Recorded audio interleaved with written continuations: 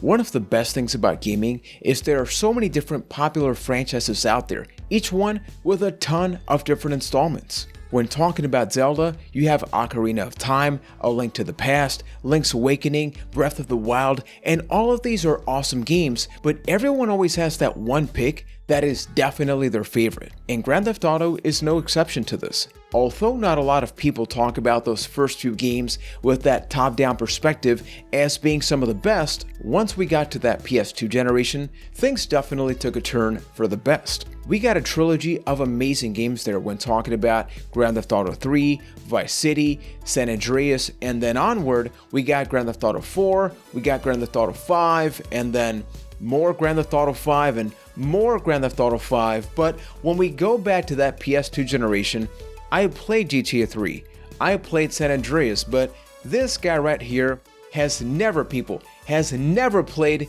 Grand Theft Auto Vice City up until now. So hey everybody, Juan here, welcome back. Today in this video, I am very excited and I am sharply dressed for the occasion as we are about to go back in time to 2002 to a game that covered the 80s in Grand Theft Auto Vice City. Going into this one, do I think it's still worth playing? I'm just gonna say yeah.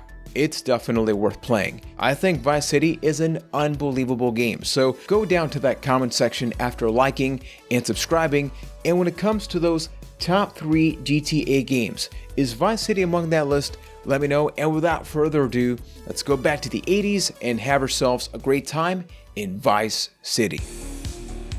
Honestly, I just can't remember why I didn't play Vice City when it came out in 2002. You see, I love playing GTA 3 and I spent a ton of hours in San Andreas, so this is just one big mystery. I even remember being up late at night and checking out those commercials with the song, "And I ran so far away." And horrible singing aside, it was all about buying the soundtrack featuring the different radio stations, and even though I love that commercial, I still did not play Vice City. Considering the game was released in October 2002, I set out to find out which other games I played during that year. Some of them include Tony Hawk's Pro Skater 4, The Lord of the Rings, The Two Towers, Time Splitters 2, Legaia 2 Dual Saga, Burnout 2, Tekken 4, Kingdom Hearts, SOCOM US Navy SEALs, and Medal of Honor Frontline, among others. Now looking at that list, I'm pretty sure I know why I skipped this one. You see, 2002 was a huge year in gaming for me, as Time Splitters is one of my favorite series, same with Tony Hawk and others. I guess maybe I knew Vice City was going to be a good game, and I just wanted to play something else around that time. I was also born in 1989, so as a kid growing up in the 90s, I really wasn't too interested in 80s culture, which is kind of ironic now, considering how much I love the music from the decade.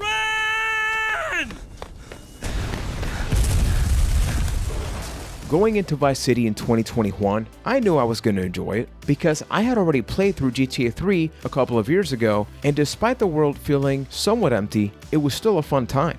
So bringing that familiar, iconic gameplay to a time containing legendary music meant it could only get better for me, and it did. Now, having played San Andreas, I was a bit worried that this one would feel like it was lacking features, and even though there are things that were improved upon in San An, I now understand why so many people love Grand Theft Auto Vice City. GTA is more than just about stealing cars and completing missions. It's about the world, the ambience, and making you feel like you're part of it. To use a very overused phrase, it's about immersion. I got a little job for you, pal. The Farrelly brothers have owed me money for too long and they need to be taught some respect. GTA 3 laid the groundwork for a 3D open-world game that made you feel both dirty and badass as you completed questionable tasks. One thing that was always interesting was the silent character you played as. For a world that was filled with lively characters, it was an interesting choice to let us play as a pretty cut-and-dry character, though that also has its benefits. Where Cloud is more about just getting the job done, Tommy Vercetti in Vice City, he wants you to know who he is. What's the problem, fellas? Mike was supposed to torch someplace in the mall, but he screwed the fuses, and now the cops are crawling all over it. We gotta get our stuff and get out of here. Relax, both of you. Let me think for a second. Tommy Vercetti just doesn't cut and run. He's a loud, cocky, and outspoken character that will do whatever it takes to reach the top while telling everyone about it. I want green rolling off the presses 5 minutes after I get back. Got it? Don't you worry, Tommy. In many ways, it's as if GTA 3 lets you pretend you're playing as the main character, while in Vice City, you're playing through Tommy's world in a third-person perspective. Something that's awesome and really stood out to me is that the voice actor for Tommy Vercetti is Ray Liotta, who played one of the main characters in the movie Goodfellas, and that is one of my favorite films of all time. You gotta watch it. He's the perfect guy for the character because they borrow a lot, and I mean a lot, from popular films like Scarface, The Godfather, and others. This goes back to the immersion piece I talked about before. Even though voice acting in games started to get better around this time, let's be honest in admitting that it was still generally pretty bad. You must be Cortez's new gun. Till more gainful opportunities arise. They'll be here any minute. We both better get a good vantage point. Okay, I'll take the balcony, you get the roof across the yard. Even though these games relied a little bit too much on stereotypes for voice acting, it felt real. See, man? Hey, easy, papi. This man's for me. You the boy? Oh yeah, you the boy. I think so, you know. No, I don't think I do. The mixture of Vice City's Miami theme, the decade-specific soundtrack, and voice acting that is accurate to the decade it references, all of this made it a very memorable experience, even if you don't count completing any of the missions. This takes me to the first reason that I love playing Vice City in 2021. Just by grabbing a controller and driving around, you're already having a great time. Yeah, there's great missions and characters and all that, but ultimately, you can just grab a car, turn on the radio, drive around, and have yourself an awesome time. And even though this is not too different from one of my favorite things about GTA 3, the 80s soundtrack takes this to another level. I think the overall city design was more well thought out, and it just kind of flows as you walk around, drive around, complete missions, where I did feel like some parts of GTA 3 felt like filler. Vice City may not have the biggest map, but what's there works, and it feels like it belongs. A welcome change from GTA 3 is the inclusion of more indoor areas. Now, I'm not going to sit here and pretend they're amazing, but driving a motorcycle through buildings and going into a mall made the world feel more real, and this is something many open world games still struggle with today. This is going to be the easiest buck we ever Hey, made. Tommy, seriously, you gotta consider going into law.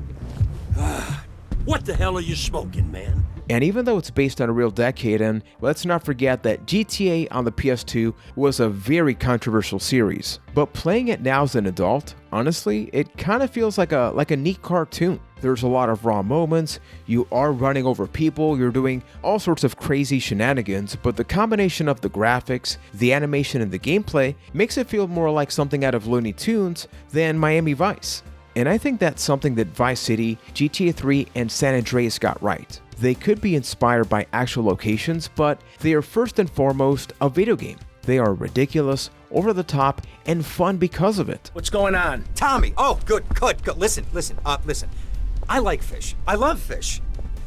I love them as pets in bowls, or as food on a plate, but as much as I love them, I don't want to sleep with them, okay? Adding to the good times are the plenty of colorful characters that make every cutscene worth watching, and that is another element I loved about Vice City. The cutscenes are just as important as everything else in the game. They do often fall under stereotypes that definitely wouldn't fly today, but the voice acting and the clunky graphics work nicely to truly make us feel like part of the story.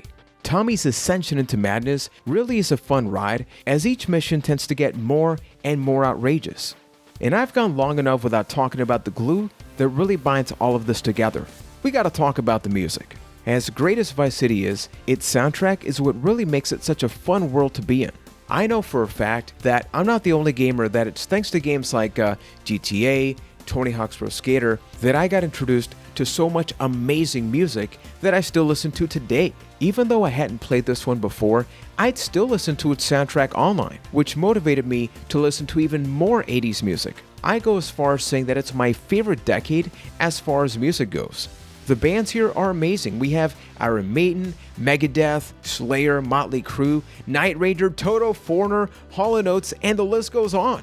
And look, I'm not gonna lie. One of the reasons this game took a bit longer for me to beat than expected was because I have a certain rule I like to share. And this applies to the real world and GTA. If I'm driving and the chorus of a song is about to come on, I cannot get out of the car until it is finished. Forget about any mission, work, food, donuts, anything. The music has got to come first. Am I alone in this? Vice has a healthy variety of mission types, including your traditional grab or steal a car and deliver them to a specific location. Sometimes you have to take down a specific enemy without being spotted. You can unleash hell inside a mall. You can try your luck flying a tiny chopper through a construction site. There is a really frustrating mission where you're driving a boat and it's like a time trial thing, and sometimes it gets stuck and just ugh. But if you're not about being in water, you can even fly a helicopter and take down enemies in almost like a rail shooter. One of my favorite missions was the one where you had to grab a bike and literally jump around from building to building. It's stupid, ridiculous, if you fall you gotta start over, but as frustrating as it is, it was just super awesome. But that does lead to my biggest frustration in this game, which is trial and error. There's nothing worse than having that moment where you feel like a badass, only to fall, die, and have to start over. I'm not just saying this because it happened. No, actually, that's exactly why I'm saying it. This was so bad at points, especially in a mission where you're being chased by cops and those people do not leave you alone. Like, your car is going to be set on fire so many times where I actually had to put the game down, breathe deeply, take a rest, try it again. I got even more frustrated. I know I'm bad at games, but you would think that after an attempt and another attempt, I would improve, but no. What matters is I eventually did beat the game. And that type of frustration is nothing new when you play games, because if it was too easy, you would get bored and stop playing. There was one thing I just could not tolerate: the shooting mechanics. My goodness, people, I love Vice City, but it has some of the worst aiming mechanics on the PS2 and, dare I say, that entire generation. It's clunky, and not all the weapons have auto-aim, which led me to sticking to the ones that did, just to make things a bit easier. The problem, and yeah, I'm actually upset by this, is that in some missions, you go inside buildings, which leads to another issue: the camera. And that doesn't work great inside small rooms. So you mix the camera with the terrible aiming, and yeah, that's not great. I still loved overcoming most challenges I encountered, and that right there is the markings of a great game. Grand Theft Auto Vice City is absolutely still worth playing in 2021 and beyond. And I would love to see Rockstar tackle Vice City again in the future, similar to how they've gone back to Liberty City. Will Grand Theft Auto 6 ever happen?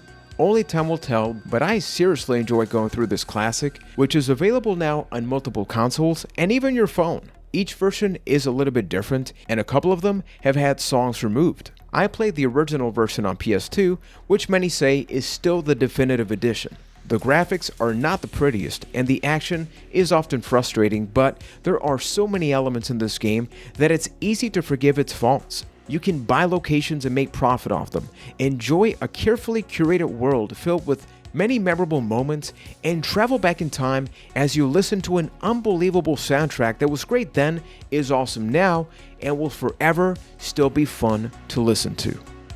So friends, that has been my review for Grand Theft Auto Vice City. I was super happy to be able to finally talk about this classic, this masterpiece, dare I say, game here, because I had reviewed Grand Theft Auto 3 a couple of years ago, and everybody always talks about, hey, we want to see a Vice City be remade or something like that. So now, being able to play the game now, it's like I can totally understand that. Can you imagine the potential of a remake or just going back in time? I know we got that Vice City Stories game, which came out on the PSP and the PS2, and eventually I would love to take a look at that game. So hopefully you enjoyed this. And a couple of days ago, I published a YouTube community poll question, sort of asking about what type of content you would love to see in this channel. I can't on a regular basis put out reviews because life is a little bit hectic right now, but sometimes I can almost do like a let's play format, but take it to the next level as far as, hey, it's the camera, it's the game, but it's all about the conversation, and I can play some of my favorite games. And as I play that, I talk about why I love that game, or why I picked up a specific game, or maybe I can experience a game for the very first time, and it may be something that I never give a full review of, but we can sit down here and talk about that game. So just let me know in the comments section after sharing your perspective about Vice City, what you would love to see on the channel. So make sure to like, subscribe. I always appreciate your support. And hey, you can check out more videos. I mean, that one's pretty good. I don't even know what I just put there, but whatever that is, that's good. And look at that one. So good. Oh my goodness. You got it. Okay, I'm clicking that right now.